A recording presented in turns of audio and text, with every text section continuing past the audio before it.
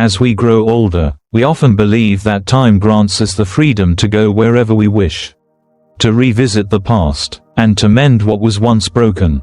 We imagine that old conflicts can be resolved, that lost loves can be rekindled, and that gratitude will find its way back to us. The past, we think, is like an unfinished book, waiting for us to return and rewrite its ending. But wisdom teaches us otherwise. Not every path should be walked again. Not every door should be reopened. Some stories have already ended, and seeking to relive them often brings more sorrow than solace. The Buddha once said, "Do not dwell in the past. Do not dream of the future. Concentrate the mind on the present moment." Yet many of us, as we age, struggle to let go. We convince ourselves that closure will bring peace, that revisiting old friendships will mend wounds, and that people from our past will welcome us with the same warmth they once did. But what if they don't? What if the conflicts we left behind were never meant to be resolved, but simply accepted? What if the love we lost has transformed into something unrecognizable, or disappeared altogether? What if those we once helped have long since forgotten our kindness, and our return only reminds them of burdens they'd rather not recall? Many who embark on this journey of reconnection believe they are seeking healing, when in reality, they are searching for something that no longer exists. The past is not a place we can return to, it is a memory, a shadow cast by time, unchanged by our longing to alter it. This is the story of Haruto, an aging traveler who set out on a journey to reconnect with his past, believing that by revisiting old faces and places, he could find clarity and comfort. But with every step he took, he realized that peace does not lie in what was, but in what is.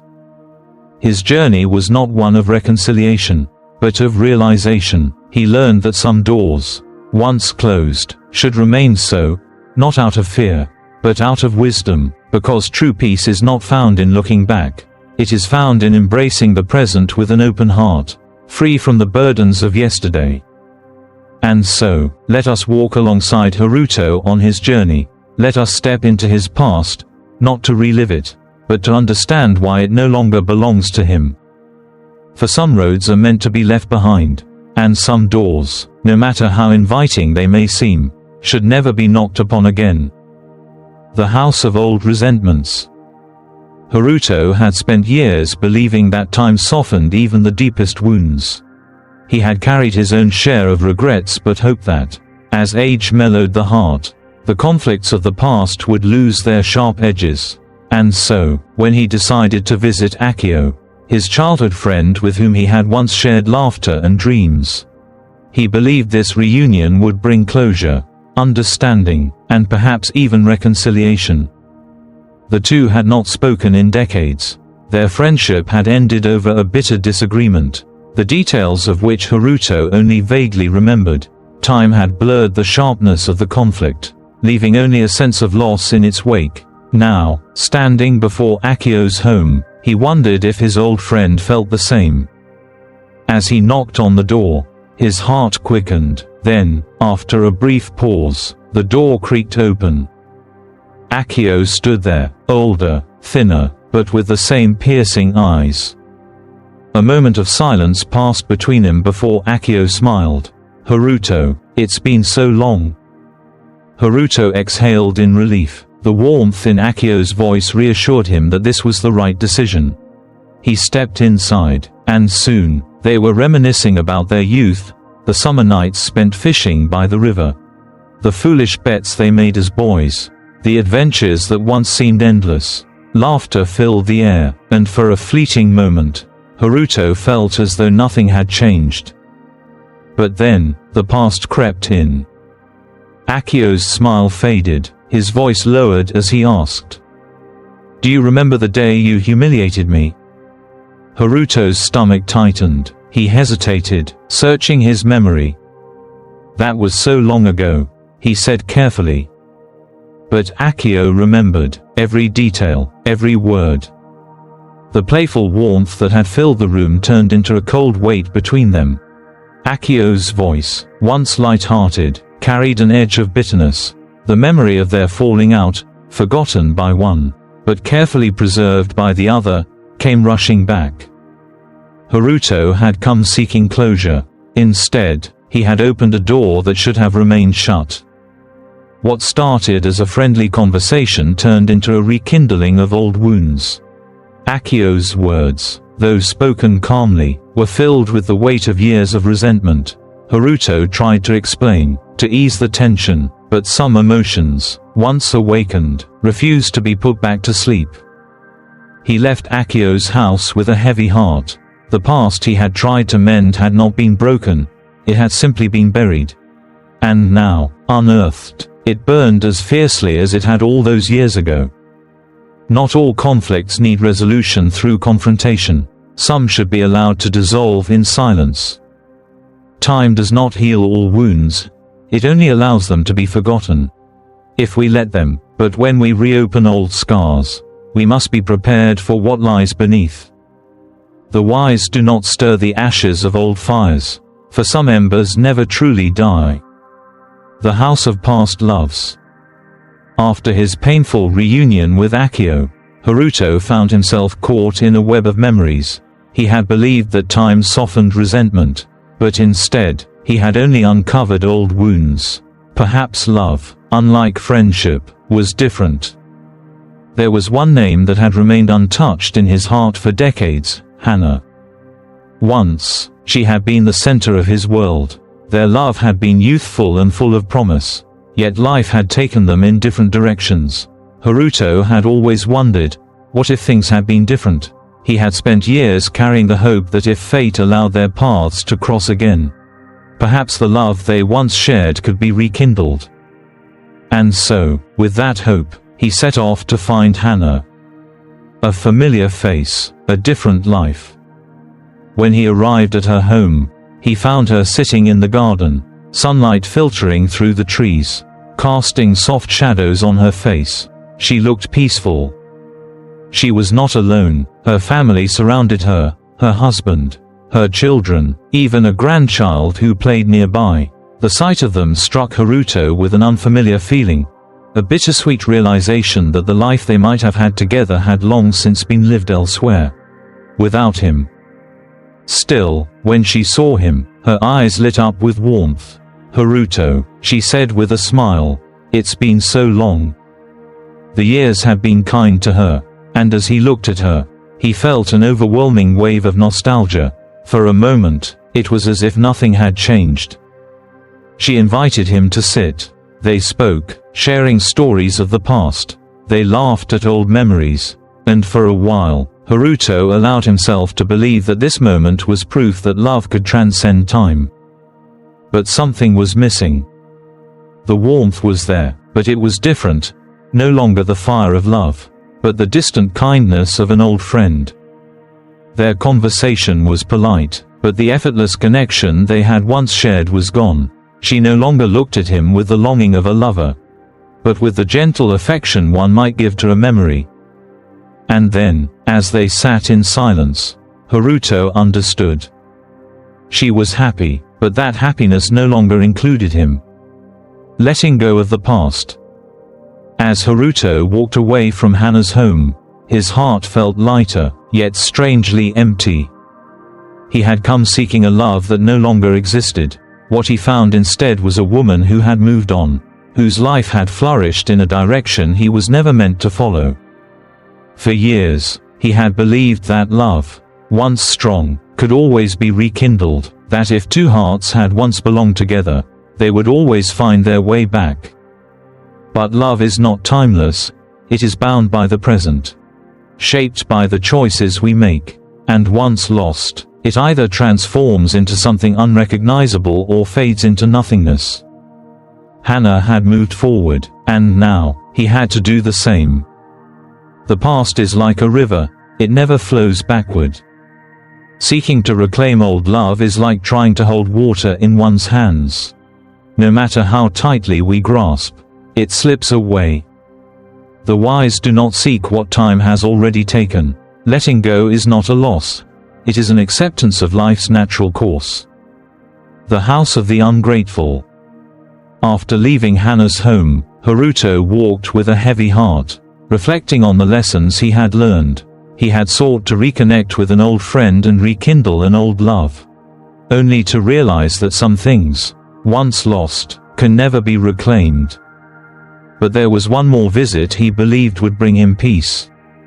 Long ago, when he was younger and more able, Haruto had dedicated much of his time to helping others. Among them was Daichi, a man who had once been in desperate need. At the time, Daichi had been struggling, without money, without direction, without support. Haruto had extended a helping hand, offering not only financial assistance but also wisdom and guidance. He had believed in Daichi, encouraged him, and helped him build a future. Now, after all these years, Haruto thought of him and wondered, does he remember? Surely, someone who had received so much kindness would not forget. Surely, in his old age, he would find comfort in seeing that his past generosity had not been in vain. And so, Haruto made his way to Daichi's home, hoping for a warm welcome, for an embrace of gratitude, for a moment that would affirm the goodness of his past deeds. A door that opens to disappointment. When Haruto knocked on the door, he heard footsteps approaching. Then, the door creaked open, revealing a familiar but older face. Daichi stood there, eyes narrowing slightly as he recognized Haruto, but the warmth Haruto had expected was missing. "It's been a long time," Daichi said. His voice held no excitement, no appreciation, just surprise, as if Haruto were nothing more than a distant acquaintance from a past long forgotten. Haruto smiled, eager to reminisce. "Yes, it has. I was passing through and thought I'd visit an old friend." But Daichi's expression did not change. "That was years ago," he said flatly. "We all struggle now." The words struck Haruto deeper than he had anticipated. He had come expecting gratitude. Instead, he was met with cold detachment.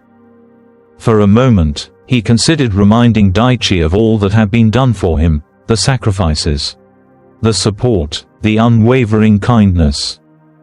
But as he looked into Daichi's indifferent eyes, he realized something. It would not matter. To Daichi, the past had already been buried beneath the weight of the present. He no longer saw Haruto as the man who had once helped him, but simply as another visitor from a time that no longer seemed relevant. Haruto felt a quiet sadness settle over him. He had believed that kindness, when given, would plant the seeds of gratitude in another's heart. But gratitude, he now understood, is not something that can be expected. It is a gift, not a guarantee. And the painful truth about generosity is this: what is freely given should be forgotten. For expectations only lead to disappointment. The silent lesson of giving. Haruto left Daichi's house with a newfound wisdom. He had spent his life giving to others, believing that in some way, that kindness would be remembered, that it would return to him in his later years like a warm embrace. But he had been mistaken. True kindness expects nothing. It is given not as an investment, but as an offering, something that, once given, should be let go. Haruto realized that holding on to expectations of gratitude only leads to suffering. Not because people are ungrateful by nature, but because life moves forward. Just as Hana had built a new life, Daichi had long since left behind the version of himself that once needed help. And in doing so, he had left behind the memory of Haruto's kindness as well. The Buddha once said, "The mind that seeks nothing is always at peace." Haruto now understood this truth in a way he never had before. He had sought acknowledgement, he had sought recognition, he had sought proof that the kindness he had once given still meant something. But the wise do not dwell on what they have given. They give and move forward. They give because it is right, not because they expect a return. And so, as Haruto continued his journey, he let go of his final expectation. He walked on, lighter than before, knowing that the greatest gift of all was not receiving gratitude, but understanding that kindness is its own reward. Expectations breed suffering. True generosity expects nothing. The wise give and move forward, knowing that gratitude is rare, and disappointment is inevitable. The House of Chaos. Haruto's journey had taken him through paths he had long avoided, old resentments, lost loves, and forgotten kindness. Each visit had unraveled a truth he had not been ready to face before. The past was not a place he could return to, only a lesson to be learned from. Still, there was one more door he wished to knock upon. It was the house of Riku, a friend from his youth who had always lived on the edge. While others grew older and settled into the rhythms of life, Riku had remained untamed, embracing excess and recklessness as if time could never catch him. Haruto hoped that age had tempered Riku's wild nature, that, perhaps, he too had come to seek wisdom, peace, and meaning. But what he found instead was chaos. A life unchanged. Haruto stepped through the doorway and was immediately struck by a wave of noise, a jarring contrast to the stillness he had cultivated within himself over the years. Loud music echoed through the halls, blending with drunken laughter and the crashing of bottles. Smoke filled the air, mingling with the scent of alcohol. Strangers wandered in and out, their voices rising and falling in a restless cacophony of excitement, arguments, and mindless chatter. At the center of it all sat Riku, leaning back in his chair, a drink in one hand, a smirk on his face. "Haruto, it's been too long," he called out, his voice thick with indulgence. "Come, sit, drink with me like we used to." Haruto hesitated but took a seat across from Riku. For a while, they spoke, exchanging old stories and laughter, but Haruto felt it almost immediately, the pull of the chaos surrounding him. His mind, which had learned to be still, now felt restless. The energy of the room seeped into him, disrupting his balance. The reckless excitement, the careless indulgence, the complete disregard for time and consequence, it unsettled him. "You still chasing that quiet life?" Riku asked, smirking. "Life's too short to sit around meditating. You should be out here, living." Haruto looked around. Was this living? Was drowning in distractions, numbing the mind, and running from silence what it meant to embrace life? He had spent years cultivating peace within himself, and yet, in just a short time in Riku's home, he could feel that peace slipping away, like a candle struggling to stay lit in a storm. At that moment, he understood the weight of our surroundings. As Haruto stood to leave, Riku laughed. "Always the wise one, huh?" he said, raising his glass in a mock toast. "Go on then, back to your peaceful little world." Haruto smiled softly. "Yes," he said, "because I have learned that peace is something you must protect." As he stepped outside, the night air felt like a breath of clarity. The noise faded behind him, but its effects still lingered in his mind, like ripples in a once still pond. And then, it became clear to him, peace is fragile. Even the strongest tree will wither if planted in toxic soil. Even the most disciplined mind will waver if placed in chaos for too long. Some people, no matter how much time passes, remain trapped in their cycles. Haruto could not change Riku. He could not force him to seek stillness, to recognize the emptiness of his distractions. Riku would only understand when he was ready to listen. But Haruto could choose for himself. And he chose peace. Your environment shapes your mind. Even the strongest tree can wither if planted in toxic soil. Peace must be actively protected, by choosing where we go, who we surround ourselves with, and what we allow into our hearts. Some doors, no matter how familiar, should not be walked through again, not because of fear, but because of wisdom. Conclusion: the path to true peace. Haruto returned home, stepping onto familiar ground with a heart lighter than when he had left. Yet, something within him had changed. He did not return with the answers he had originally sought, nor did he find the closure he once believed he needed. Instead, he came back with something far more valuable: wisdom. His journey had not mended old wounds, rekindled lost love, or brought him the gratitude he had hoped for. Instead, it had shown him the truth that many spend a lifetime resisting. Peace is never found by looking backward. The past does not hold the key to contentment, only the present does. The lessons of the four houses. As he sat in the quiet of his home, Haruto reflected on the places he had visited, the people he had seen, and the lessons he had learned. The house of old resentments showed him that not all wounds need confrontation. Some pains are best left undisturbed, for reopening them only breathes life into old suffering. The past cannot be rewritten, only accepted. The house of past loves reminded him that time moves forward, not backward. The love he once had existed in a moment that had passed, and to try and relive it would only bring sorrow. What is lost should be honored, not chased. The house of the ungrateful revealed that expecting gratitude only leads to disappointment. True kindness is given without attachment, and to expect recognition in return is to invite suffering into one's heart. The house of chaos taught him that peace must be actively protected. Even the strongest mind can be disturbed by disorder, and the wise choose carefully where they spend their time and energy. Haruto realized that he had spent his life believing that returning to the past would bring him peace, when in reality, peace was something he had to cultivate in the present. The wisdom of letting go. As the Buddha once said, your worst enemy cannot harm you as much as your own unguarded thoughts. Haruto now understood this more deeply than ever.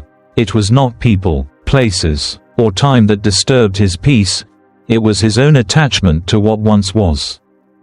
So he asked himself, am I holding on to old conflicts that no longer serve me? Am I seeking closure where none is needed? Am I expecting gratitude that will never come? Am I allowing myself to be influenced by environments that disturb my peace? He knew that if the answer to any of these was yes, then the only path forward was to let go. And so, he did. He let go of the need for resolution. He let go of the desire to reclaim what was lost. He let go of the silent expectation that the past should have unfolded differently.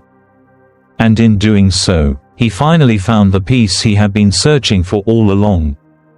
Some doors should remain closed, not out of fear, but out of wisdom. Because the greatest journey is not the one that takes us back. It is the one that leads us forward. Walk the path of wisdom. If this story has resonated with you, if you, like Haruto, have ever sought peace in the past only to find it slipping through your fingers, then perhaps you've already begun to understand the wisdom of letting go. But letting go is not always easy. The mind clings to what is familiar, even when it brings suffering.